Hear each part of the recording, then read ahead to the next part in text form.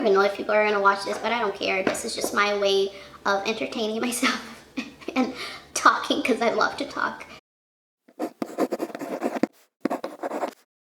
Hi everyone, my name is Stephanie. I'm a third-year law student from Massachusetts. Today I decided to talk about the things that I would have done as a pre-law student if I were a pre-law student today. So things that I would do as a pre-law student right now. That was a very convoluted way to say all of this. As a first-generation college and law student, and as a first-generation immigrant, when I decided to go to law school, I honestly had no idea what I was doing or what it would entail, and I had no guidance. I knew one lawyer, but our relationship wasn't close enough where I could ask this one lawyer for advice or things like that, and I didn't really know about mentoring or anything like that at the time. So I was very lost. I don't want you all to be lost as well. I wanted to put this out there for you who might be in a similar position to mine, where your family is not full of lawyers, or you don't really have a lot of people that you can contact looking for advice in terms of law school applications. The first thing that I wish I knew as a pre-law student is something that as a law student seems very obvious to me now, but back then I had absolutely no idea. But it is that it doesn't matter what major you study before law school. You can just study whatever. As long as you do well in school, you'll be fine. You don't have to do criminal justice, legal studies, political science, or anything like that. When I decided to go to law school, I had started college already. I was studying history and government, because that's what I thought that I wanted to do. But once I decided to make the shift and pursue a pre-law track of sorts, I went on Google and I Googled, what major do you need to study to go to law school? And wouldn't you know what showed up? Political science. And let me tell you, that was a mistake. Not because the major itself was not insightful or useful or anything like that. I still find a lot of the courses that I took in undergrad to be applicable to issues that I find while studying in law school. But because this was not my main area of interest, and because I was studying full-time and working full-time while in undergrad, I didn't do as well in my undergrad career as I could have done had I studied something that I was actually passionate about. Because I also believe that your academic performance isn't just based on how smart or not smart you are. I think it's also very much dependent on how much you're interested in the subject itself. At least that has been my experience in law school. Like, I don't have straight A's or anything like that, and I'm not a gunner by any stretch of the imagination, but I find that the subject matters that actually interest me are the ones that I perform better at, even though I might not study as hard for them as I would for a different subject matter. So yeah, just go to college and study whatever you want to study. Like, don't listen to people who say, oh, you need to like know how to write a memo or anything like that, because you're gonna go to law school and they're going to reteach you all those skills, and then when you go out on the field, they're going to reteach you all the skills that you learned in law school. So don't worry about knowing how to read a legal case, write a memo, or legal brief.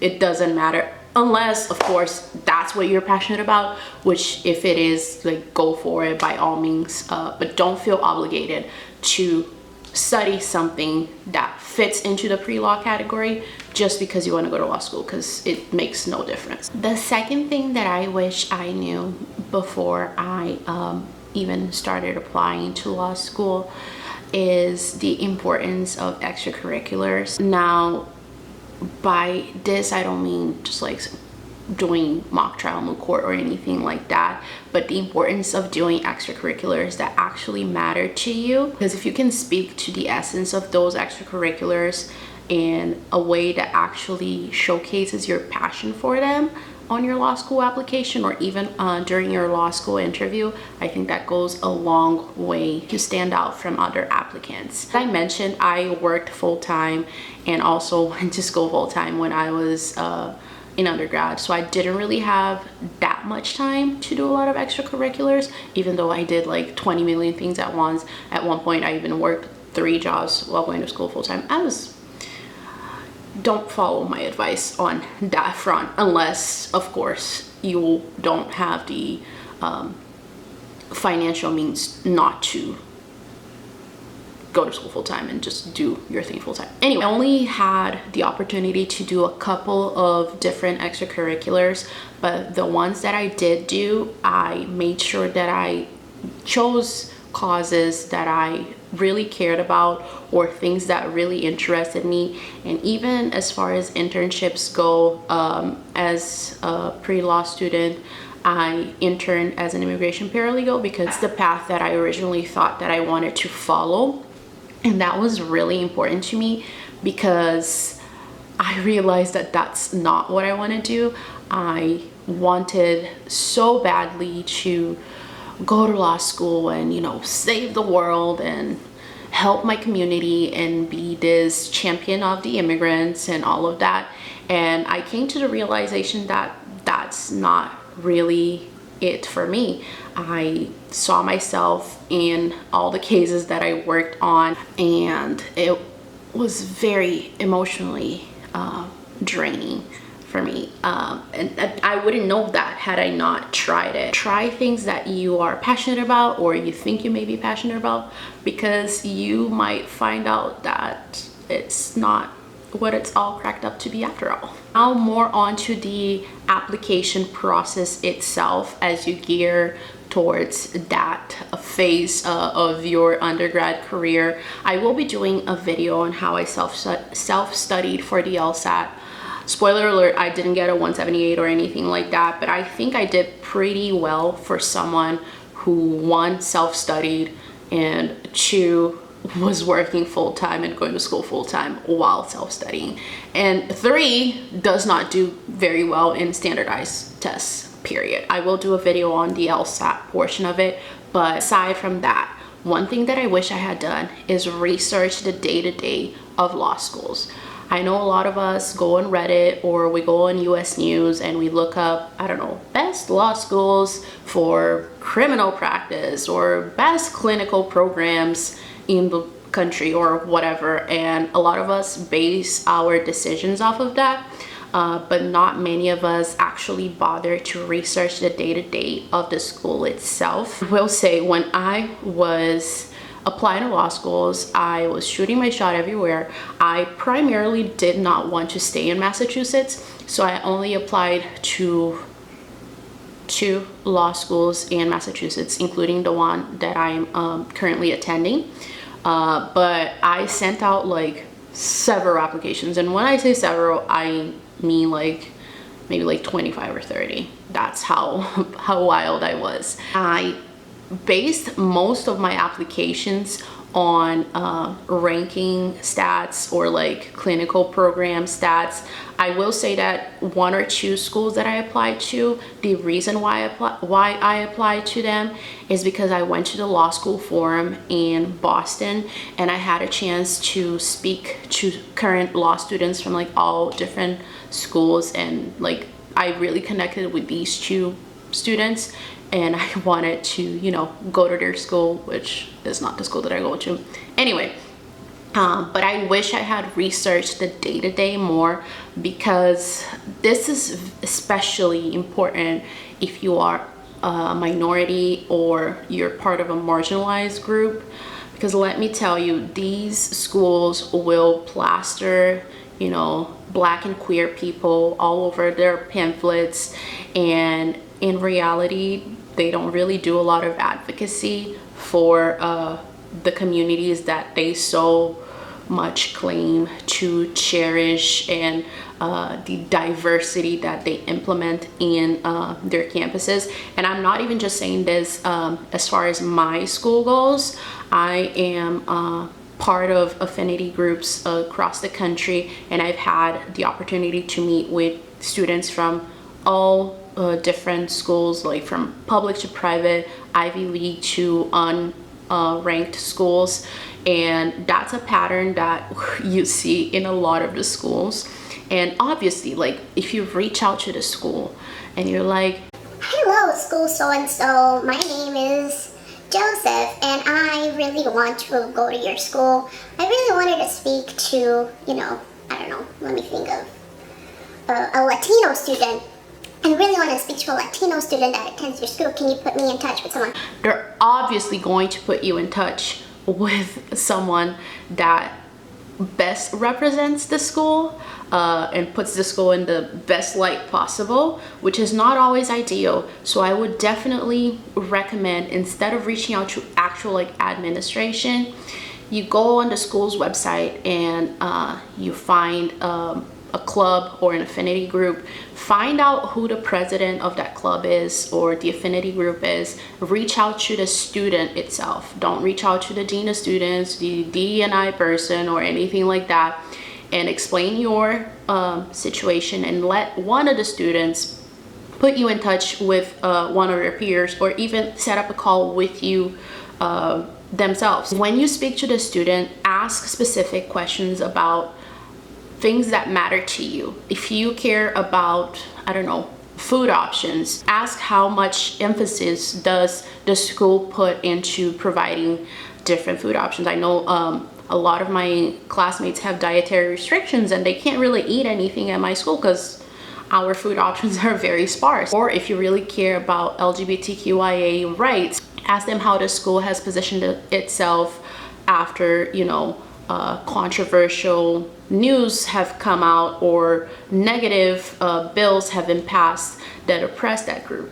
Ask pointed questions like that, because I'm telling you, you will find out that most of these schools are trash. You might even give up on going to law school. No, I'm just kidding. Don't give up, because you can always be the change that you want to see.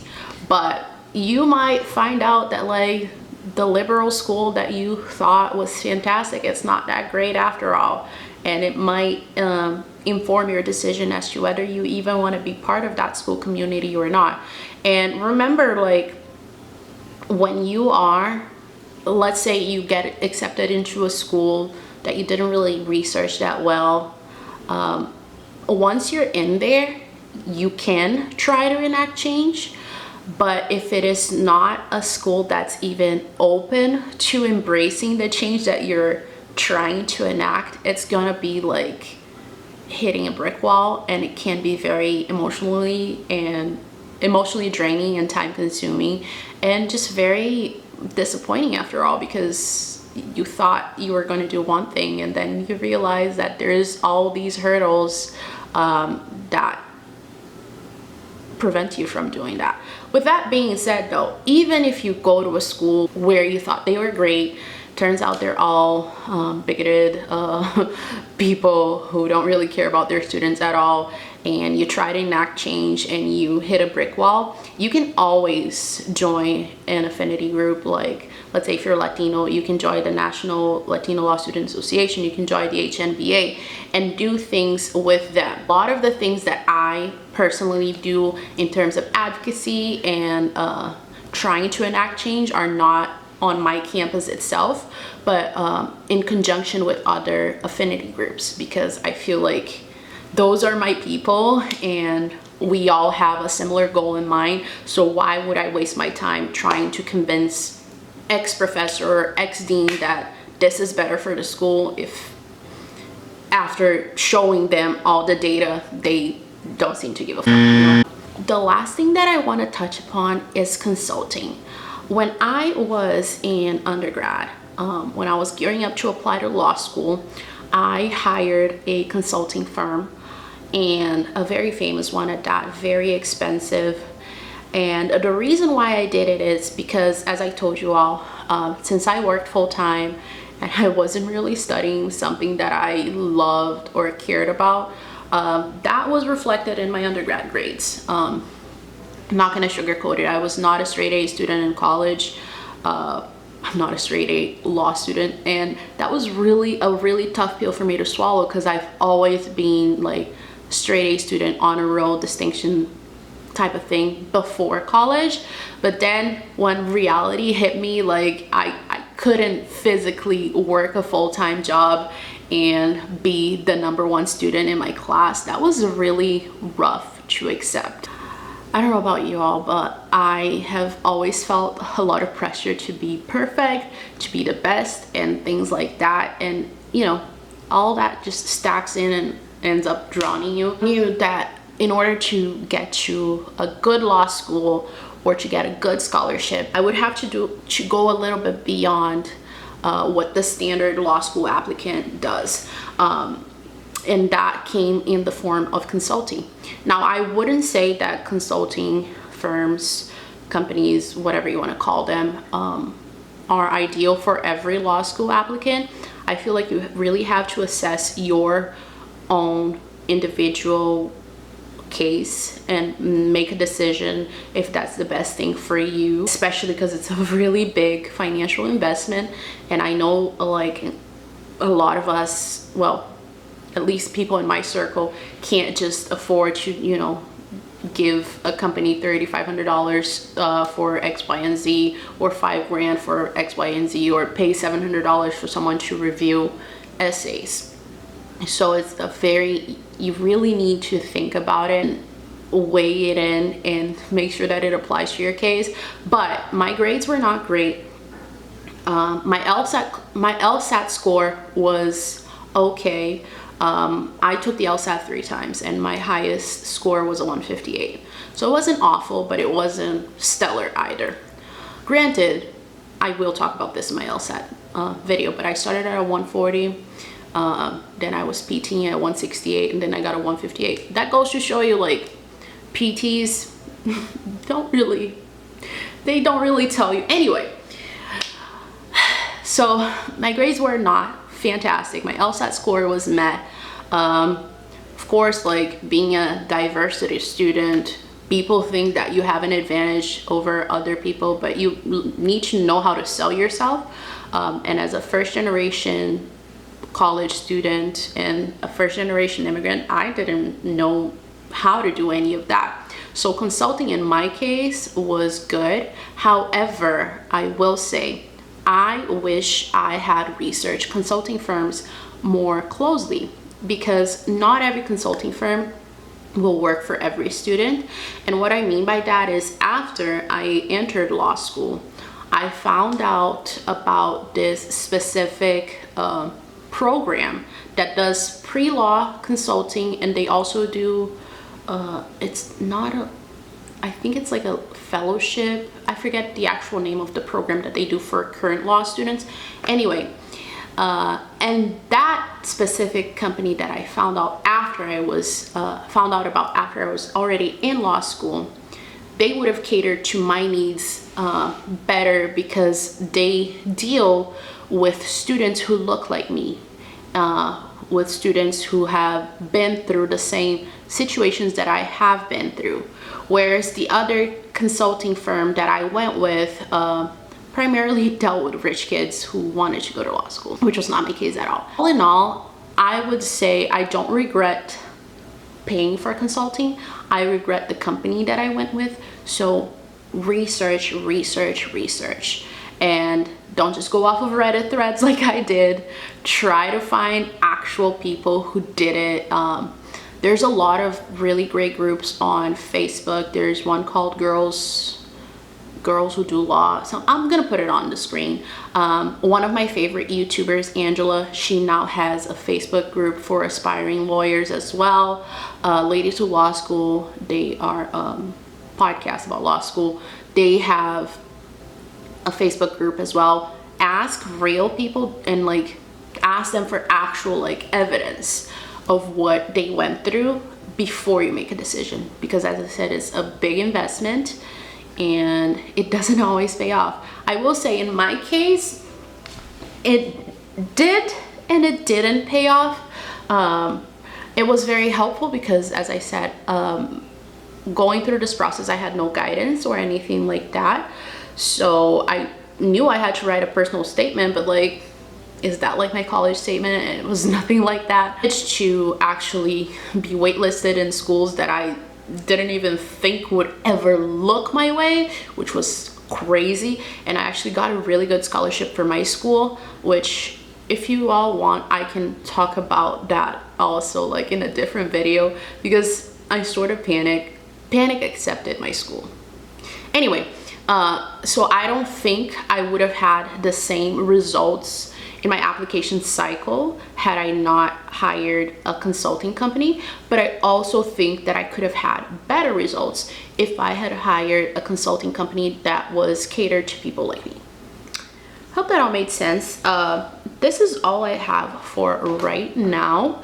I do plan on making additional law school videos and things like that, and vlogs. If you enjoyed this video, or if you found any information that I shared here helpful, please make sure to like it and leave me a comment telling me about your experience applying to law school, or if you haven't applied yet and you're thinking about and you have any questions, let me know. Like, if I don't know the answer, I'll try to find out, because that's the type of person I am. And I will see you in the next video. Thank you. Bye.